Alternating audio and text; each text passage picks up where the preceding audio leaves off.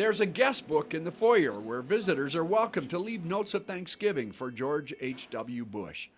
For some, the memories are very personal.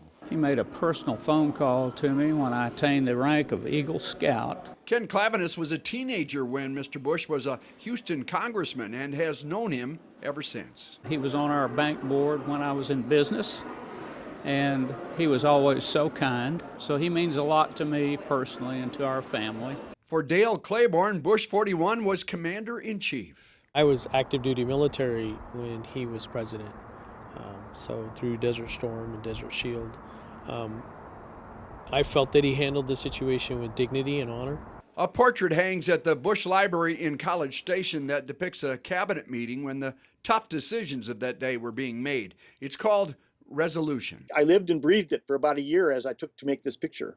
Artist Mark Balma was commissioned by Dallas real estate giant Harlan Crow to do the portrait. It was after Mr. Bush left office and involved a dozen sittings of 45 minutes or more. I found him very thoughtful and caring and very, you would say something to him and he would think about it. You could see him thinking about what you just said. He was a great listener. It was really an amazing experience because you got to be alone with this person. There was really a kind of an unguarded conversation that, to me, I walked away really feeling like I got to know the person. And when you can work directly from the person, you get a much more, there's a spiritual connection in portraiture. You know, you soak that in a very different way than you could ever do through a photograph.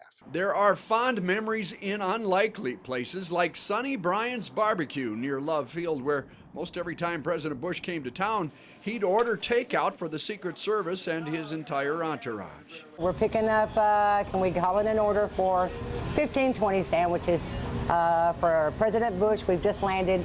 We're coming to get him. Texas barbecue, what else would he want? Whether people knew the man personally or not, they knew his values. Family was important. Service to your country, service to other people was more important than yourself. And I think that's missing today.